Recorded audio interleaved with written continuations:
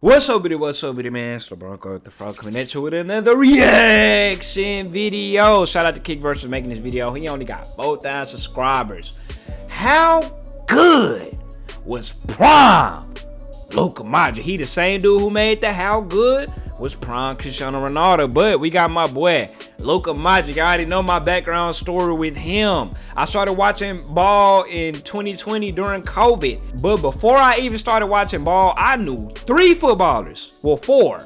I knew Ronaldo, of course. I knew Messi, of course. And I knew Luka Modric because I watched the 2018 World Cup. I just changed the channel, flipped it on because nothing was watching.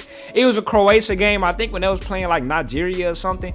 Luka Modric was on that hoe going stupid. I don't even think he scored that game, but like his dribbles and the passes he was making, and the commentators kept calling his name, Luka Modric, and they kept showing him on TV. I was like, damn, this Luka Modric dude kind of good. And on Nigeria, it was the Musa dude, so I knew who Musa 5.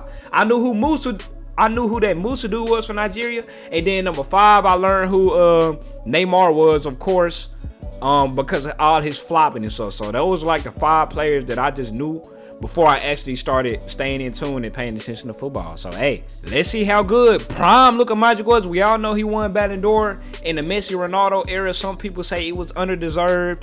People brought his tenure up when I say that Erling deserved the Ballon d'Or, but people was like, bro, but Luka Modric this, Luka Modric that. But when Luka Modric won it, his name is brought up in a lot of Ballon d'Or arguments for the future. So this should be a real interesting video. Go subscribe to my gaming channel, Lil Bronco. I started my Walking Dead series over there, link in the description. Go follow my second channel, all non-football related content is over there. Go follow my Patreon, all game reactions will be over there, copyright free. Follow me on Twitter, follow me on Instagram, follow me on TikTok, it's all down below. Let's see what go down. Still Modric, step over the shot. Look at Modric, step over Chief. Look at the way the boys turns around like, man. Number 5 and number 11. That way Luka Modric hit the hell. They say, damn, man. They was sad, bro. They was devastated. They say ain't nothing you can do with that. Modric. Easy. He's a legend. When Real Madrid signed Luka Modric, there wasn't quite the excitement as there was for Gareth Bale or James Rodriguez per se. Heck, he was even voted the worst signing of that summer. Whoa.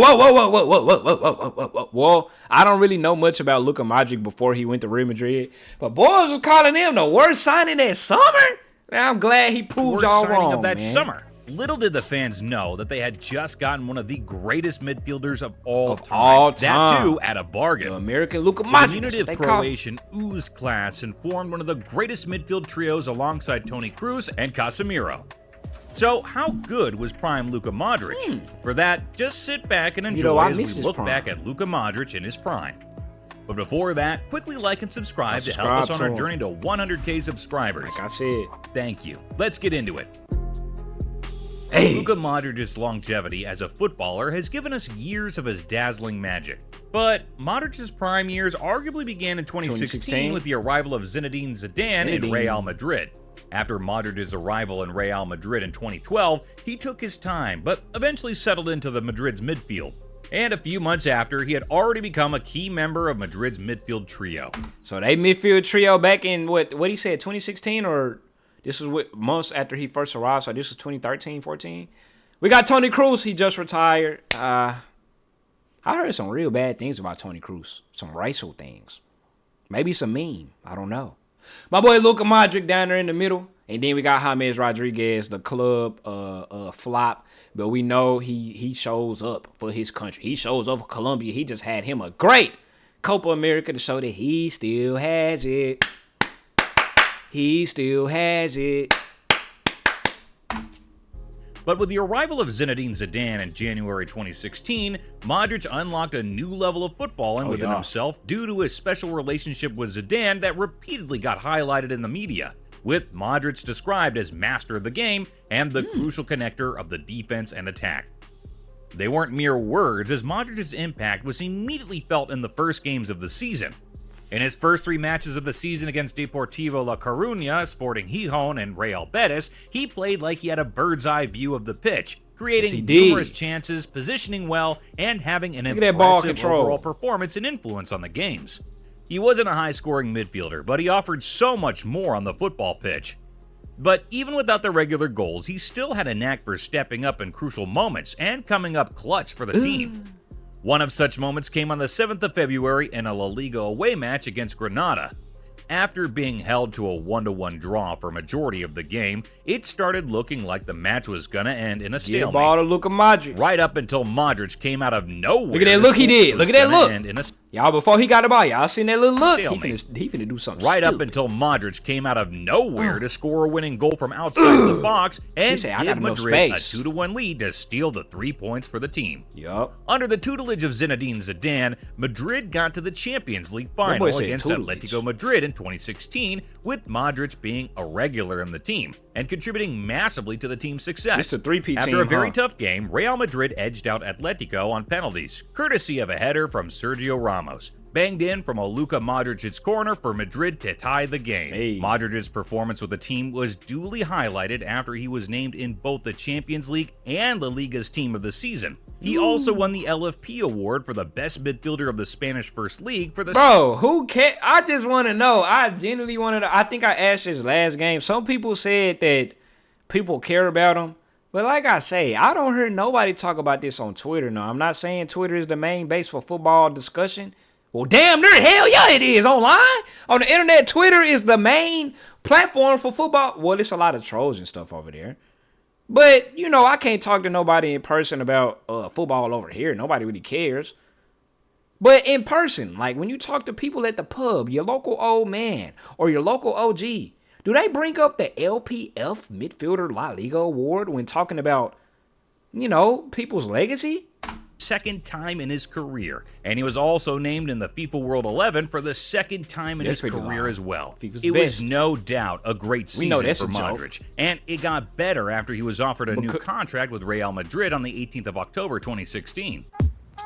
Because Messi, y'all know the FIFA's best is a joke, the best, because Messi ended up winning that whole, and because the criteria of it was after the World Cup happened, and they still gave it to Messi over Erling. That's just straight, pure fucking bias. The 2016-2017 season was an even better one for Luka Modric. He was a constant treat to watch in the midfield with his superior technical ability and the way he set the tempo of the match by controlling possession from the middle. Who is that with that plain white ass shirt? Did they all have plain white shirts? Maybe it was like he was a constant treat to watch in the midfield with his. Because I know Arsenal. I know why. What the fuck is the sponsor and shit? I know Arsenal did this one time because of knife violence, knife crime, or something like that. There's plain white shirts. Full ability and the way he set the tempo of the match by controlling possession from the middle of the pitch. Not to mention his insane work rate and his playmaking ability highlighted with the elegance of his passing, as he is a favored user of the Trivela technique. But sadly, for Luka Modric, he couldn't start the new season the way he wanted. Due to an injury on his left knee that he sustained in mid-September, Modric missed 8 games, and he didn't return until early November. But on his return, he picked up where he left off by winning the 2016 FIFA Club World Cup with Real Madrid on the 18th of November. As a result of his impressive performances during the tournament, he was awarded the Silver Ball for the second best player of the tournament. And in January 2017, he was included in the 2016 UEFA Team of the Year for the first time in his career. All right, let's see how things have changed. Team of the Year, back in 16, we got Buffon at that goalkeeper spot, back 4. We got Bonucci. We got Sergio Ramos. We got Piqué. Boo. We got Boateng. Midfield, we got Iniesta. We got Toni Kroos. We got Luka Modric. We got 4 Real Madrid players on here. And 3 Barcelonas. Damn, where the fucking Premier League players? They ain't got... Now, this was back when the La Liga ran stuff, huh? Griezmann, that's Atletico, right? That's an Atletico jersey front 3. We got Ronaldo, Griezmann, Messi.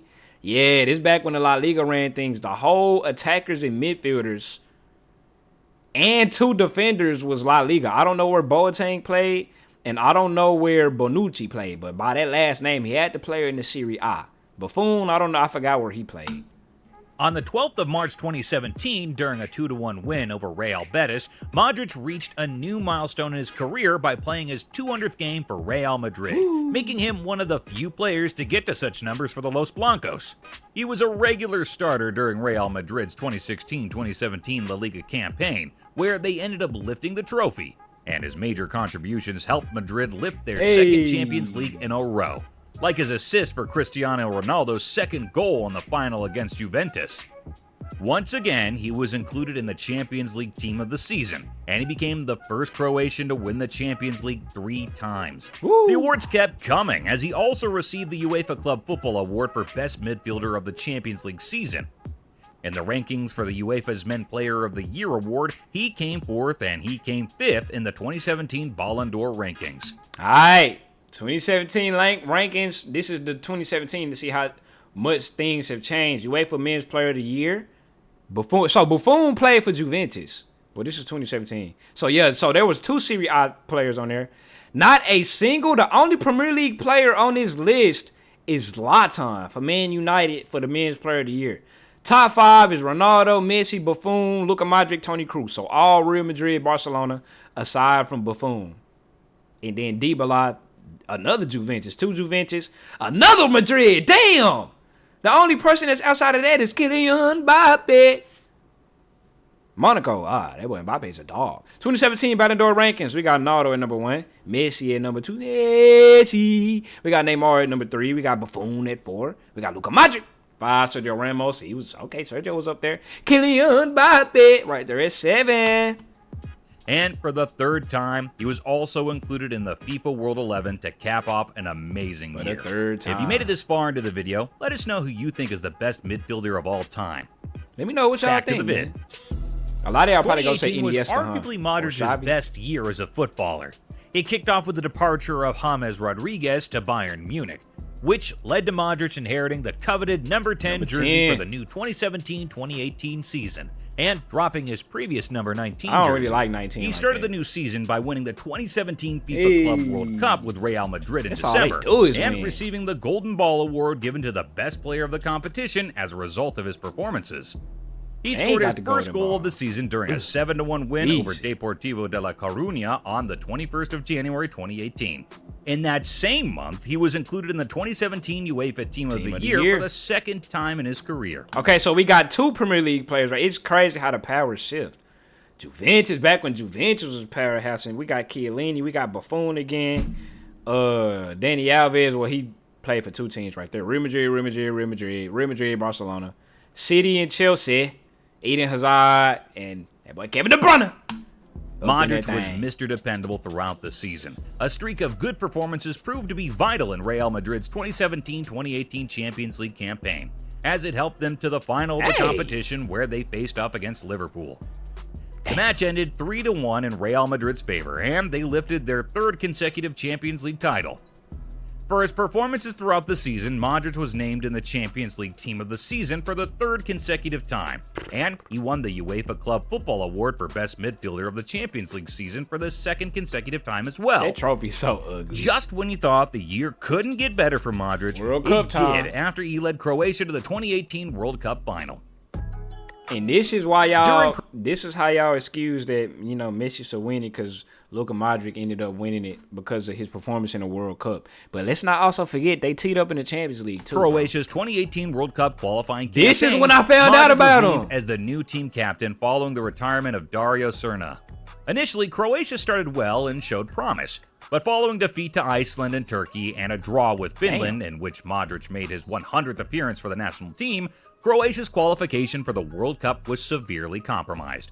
And as a result, Modric came out publicly to state his lack of confidence in the coach Ante Čačić. Not long after, Čačić was replaced by Zlatko Dalic, ahead of their final qualifier matchup against Ukraine. Croatia won the game 2-0 and then qualified for the playoffs as a result. In the playoffs, Modric scored a penalty in the 4-1 victory over Greece in the 2nd round of the qualifiers, which sent Croatia to the World Cup.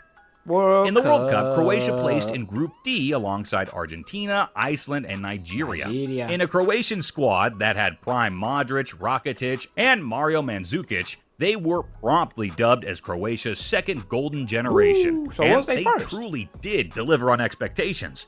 Croatia won all 3 of their group stage games, with Modric scoring against Nigeria and Argentina and being named the man of the match in the 2 games.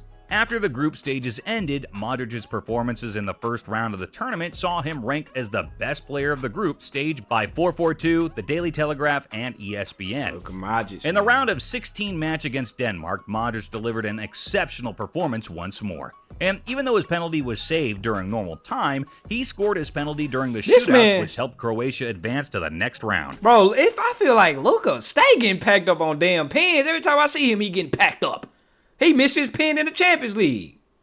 In the final. In the quarterfinals against Russia, Modric gave an assist in extra time that helped Croatia secure a 2-2 draw.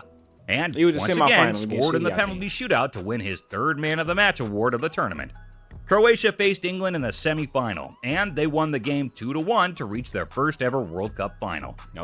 Modric ran the most miles, created the third highest chances, had the most dribbles per match, and most completed passes in the opponent's half in the England's game. Basically, he ran the show once England again. boys was coming home Croatia faced off against France in the final and lost the match 4-2 to bring their World Cup dreams to an end. God damn. Even though Croatia lost the World Cup, Modric was awarded the Golden Ball for Best Player of the tournament and was also included in the Team of the Tournament. Due to his club and national team performances in August and September, Modric won the UEFA's Men Player of the Year award and the Best FIFA Men's Player award. And in December, he won the 2018 Ballon d'Or, Ballon making d'Or. it the first time since 2007 that the award was not won by either Lionel Messi or Cristiano Ronaldo, That's crazy. breaking an 11-year duopoly as a result. That is From crazy. being voted the worst La Liga signing of the summer to being in conversations of the best midfielder of all time, Luka Modric proved to be an absolute steal at £30 million. Shout With that, out. we come to an end. Until next time. Shout out my boy Luka Modric, one of my favorite players of all time. Like I say, one of the first players I ever found out about. It never clicked in my mind that 2018 World Cup was the same year that he won Ballon d'Or, and I just happened to watch him, my untrained eye, and I ain't even watched ball, and I just knew who he was since then. So he's well deserved, man. How good was prime Luka Modric? Very fucking good. I'm out.